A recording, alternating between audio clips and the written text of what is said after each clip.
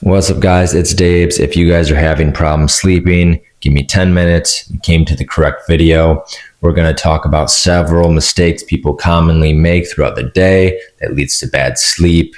We're going to take this knowledge, apply it to our lives, and I'm going to have you waking up every morning with a lot more energy, mental clarity. We're going to fix your hormone imbalances, skyrocket that testosterone, and most importantly, when you wake up in the morning, that mushroom tip's going to be hard and them peanuts are going to be full. All right, moving on to the first topic we're going to correct here, which is caffeine consumption. Yes, I like caffeine as well, but there is an improper way to drink it. Starting off, caffeine has a half-life of 5 hours. That means that if you have 200 milligrams of caffeine, which is very common when it comes to today's pre-workouts or people just deciding to have, cup of coffee after cup of coffee after cup of coffee, that 200 milligrams will be 100 milligrams in your system at 7 p.m. if you drink your coffee at 2 p.m. or your pre-workout, meaning that midnight, you still have 50 milligrams of coffee in your system. So what we want to do is we want to quit consuming any form of caffeine around noon or 8 to 10 hours before you plan on sleeping. All right. Reason being is because caffeine blocks a thing called adenosine in your system. Having this adenosine makes it so you feel tired. So we're blocking that with that caffeine in our system. And although our body may be tired enough to fall asleep, that is still keeping our brain very active and avoiding us from going to deep sleep throughout the night. That makes us have lighter sleep, causes us to wake up often, and that's going to make us have afternoon crashes the next day and often rely on caffeine all throughout the day. You don't want to be completely reliant on fake energy to get you through your day, So we're going to cut the caffeine out about 8 to 10 hours before you fall asleep. And if we do that, you will never need a nap again in your life. The next thing we're going to be talking about in order to improve our sleep is the topic of eating. What should we be eating? And most importantly, when should we stop eating throughout the day to ensure we're getting quality sleep? The issue with eating is the process of digestion takes a lot of our body's energy, and that heavy digestion we don't want to be doing when we're sleeping or attempting to sleep. So you want to stop eating about 3 hours before we go to bed. That reason being, the process of digestion is going to raise our metabolism. When our metabolism rises, so does the heat production in our body. Heat is a common factor that causes us to wake up throughout the night and have that intermittent sleeping. So we want to avoid raising our metabolism through digestion, and we also want to avoid blood sugar swings. Anytime you eat things with high sugar or carbohydrates, or really any food, but those two specifically, our blood sugar is going to skyrocket up and then kind of go down in waves until it kind of goes back to normal. So we want to avoid eating high sugar meals or high carbohydrate meals before we go to bed. And that's kind of has to do with what we should be eating. So like I said, avoid the high carbohydrate meals and the high sugar meals. But most importantly, we want to be able to hit our protein goals. So get a good quality meal, make sure you're hitting your protein goals. And also, equally importantly, you want to make sure you're hitting your healthy fats, your omega-3s and 6s, and most importantly, cholesterol. For example, I like to have at least 4 eggs at dinner time before I go to bed. These eggs have a lot of cholesterol in them. This is going to help us produce testosterone when we're sleeping. The reason why we want high testosterone when we're sleeping is because that's going to help us with our bone health, increase bone density.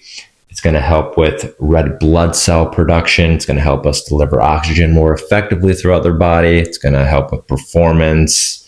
It's also going to increase protein synthesis. It's going to help us repair our muscles better when we're sleeping, make sure we're fully recovered for performance in the gym or in everyday life the following day.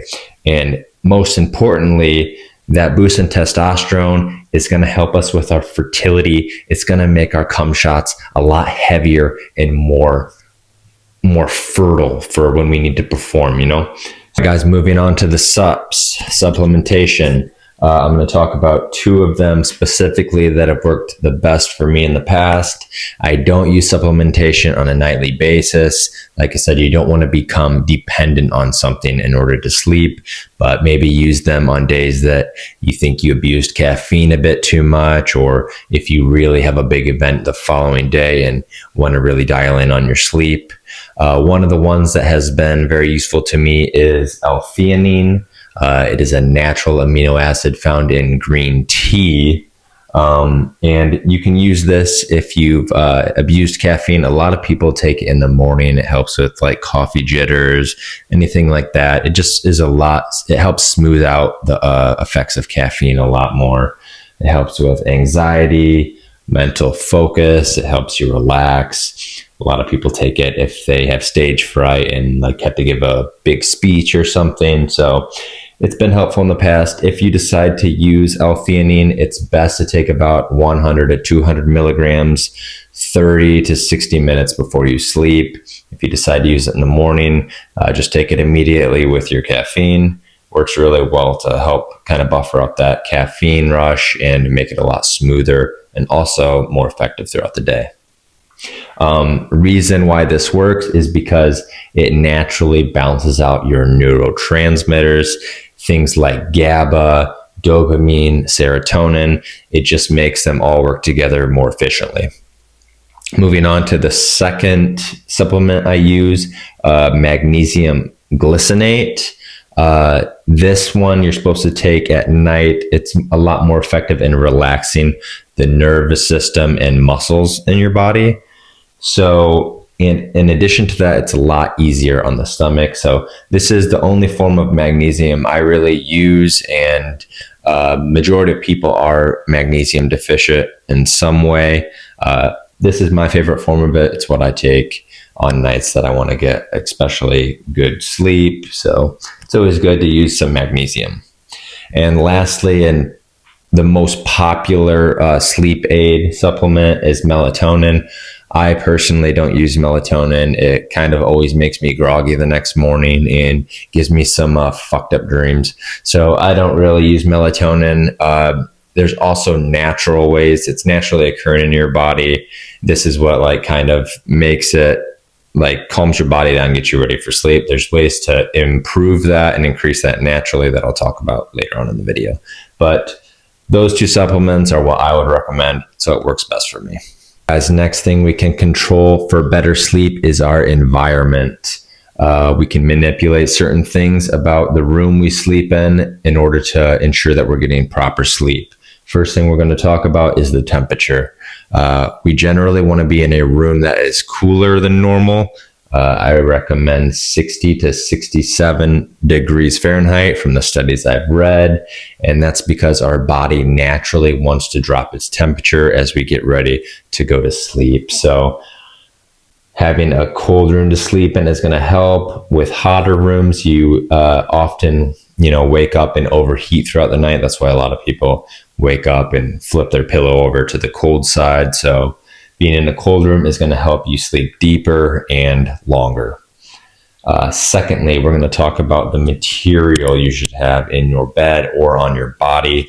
We generally want to sleep naked. Helps our skin breathe better. Make sure we don't overheat, especially if you're wearing polyester clothes or underwear. That's basically plastic. You're sweating in plastic. Those chemicals are bleeding into your skin, screwing up your hormones, as well as overheating you in your sleep. So stay away from tight clothing or polyester. If you think you need to wear clothing, make sure it's loose cotton, something organic. And that goes for the same when it comes to your sheets. You should not be sleeping in polyester blended sheets, nothing plastic. I even don't recommend silk because it doesn't let you breathe as easily. I would recommend a organic cotton, something like Pima or Egyptian cotton with a high thread count. I always sleep a lot better in those types of materials.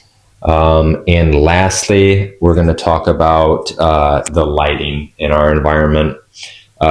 You can even wear one of these things. You look like a retard, but I wear these from time to time.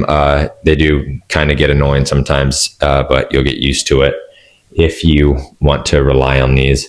But if you can, just dim the lights in your house. If you can control that, you want to start dimming it between 2-3 hours before you go to bed. This is going to help raise that melatonin levels that we talked about earlier. Melatonin is what signals your body that it's nighttime, it's getting dark, and it's time to go to bed. In addition to that, not only do you want to dim your lights 2 hours before bed or use softer lights of some sort, something not really like shining on your face, like what you would see from the TV or fluorescent light bulbs. You want a softer light at least. And in your actual bedroom, you want it completely dark. You don't want any sort of night lights on or like little signals from mechanical devices like televisions or whatever. You want it completely dark in your room to get that full melatonin release. Like I said earlier, melatonin is something that naturally happens based on your circadian rhythm. Like you should see natural light from the sun in the morning, and as that goes down, it signals melatonin that it's time for your body to go to bed. So this is how we're naturally programmed, how circadian rhythm is supposed to work. So that will help your melatonin levels rise at night. In addition to that, exercising throughout the day will also help your melatonin release properly when it comes time to go to sleep. So that's it for how to control your environment to sleep better. All right, moving on to the final subject when it comes to getting good sleep, and that is becoming a nose breather. Not only does becoming a nose breather improve quality of sleep, but it signifies that you're a healthy person in general. The ability to get enough oxygen through your nose lets your body know that you're using oxygen efficiently. A lot of times mouth breathers suffer from things like sleep apnea, obesity, things that are really serious and can significantly lower your quality of life and how long you can live. Like sleep apnea is not a joke. A lot of people have die from it or have serious health side effects. So why do we want to be nose breathers other than becoming more efficient in managing our oxygen?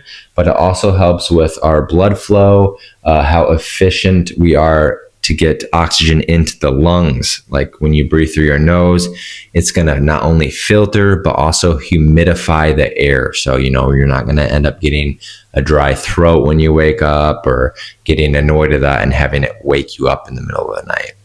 As well as if you are a nose breather, you're less likely to snore. So you're not going to annoy your partner or wake yourself up from snoring at night.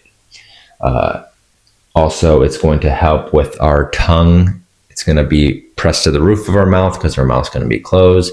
And it's going to help with our jaw posture, making you look like more of a Chad. So you're not having that sunken in maxilla or mandible. So your mandible is where it should be, and you're not having that, neck chin. So that's also going to come in with nose breathing, making sure your posture's right, and really improving all aspects in life when it comes to health and oxygen management. And a lot of people are trying to sell this mouth tape stuff. Yes, the mouth tape is effective and it works. Unfortunately, most people aren't healthy enough or in good enough shape to manage oxygen when they put that mouth tape on. So you're getting these people that are out of shape and now they're taping their mouth when they need their mouth open because their body can't manage oxygen efficiently enough. If you guys are interested, I help a lot of people with this. I've cured people of sleep apnea, increase their health and life in general by a program that I have. Reach out if you're interested, but it's not just as simple as putting the mouth tape on. You have to get in shape first. One way you can train this is when you're in the gym on the treadmill, just start walking on the treadmill. See how long you can walk, how fast you can, or how much of an incline you can just walk at one pace before you feel like you have to breathe through your mouth. And, work your way up, steadily increase the speed or the incline week by week until you can do a 1 mile jog with your mouth completely closed. And then you're ready to try the mouth tape. But it's not just as simple as an overweight person slapping tape on their mouth at night. But anyway, that's what I got for you guys. I hope you enjoyed the video. Hope you learned something. Peace.